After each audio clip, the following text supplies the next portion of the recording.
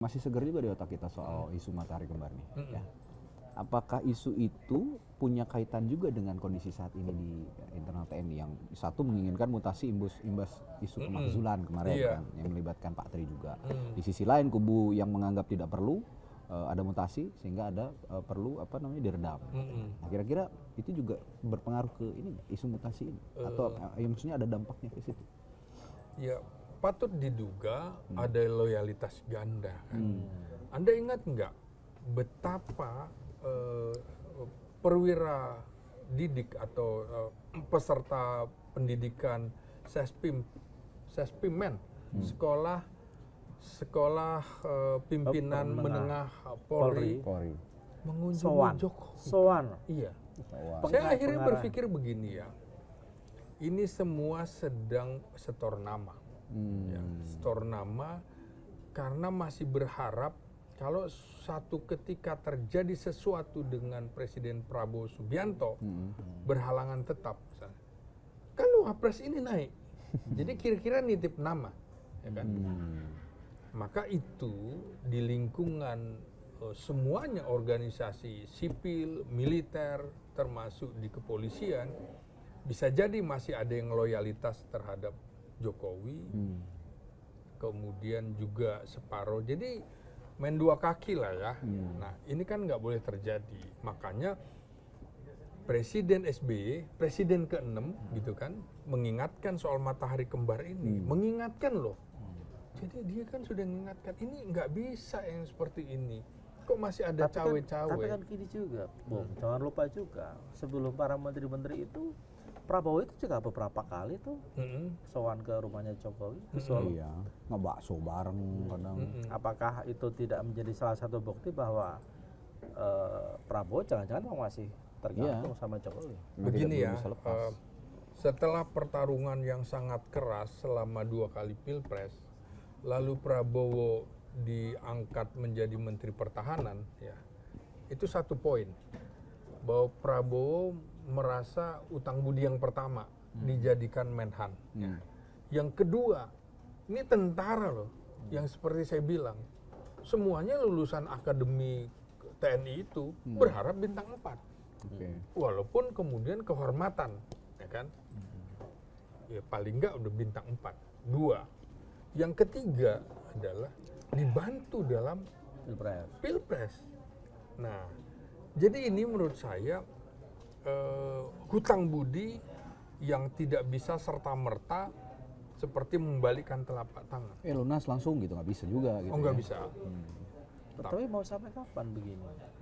Ngeri juga soalnya kalau terus-terang begini. Oh iya, saya kira Prabowo punya langkah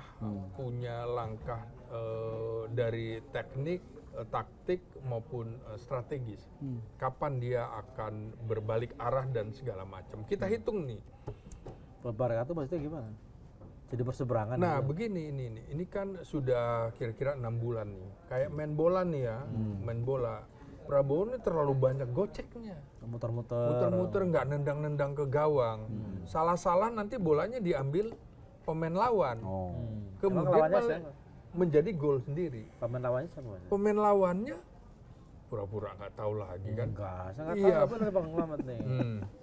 Ya tentu saja ini kan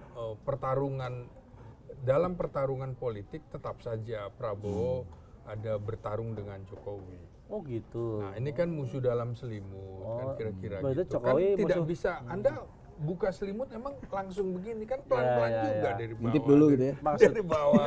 Saya ingin menegaskan berarti Jokowi itu musuh dalam selimutnya Prabowo begitu. Iya, bagi saya.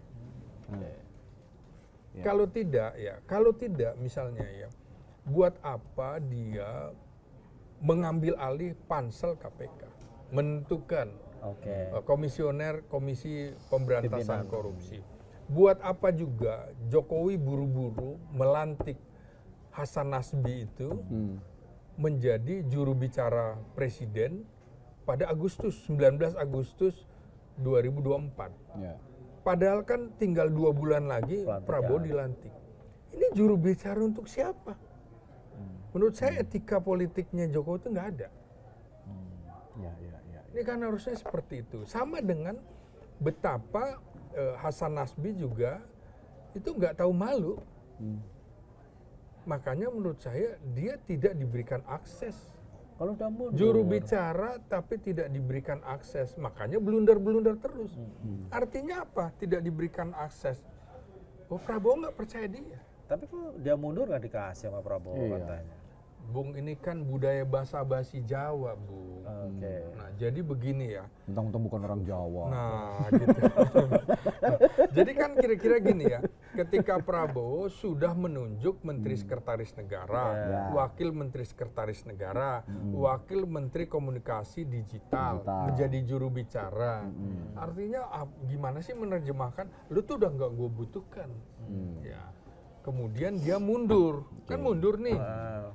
Saya tadinya berharap dia sebagai orang Minang seperti Muhammad Hatta mengajukan pengunduran diri kepada Presiden Soekarno karena nggak cocok, mundur, kan?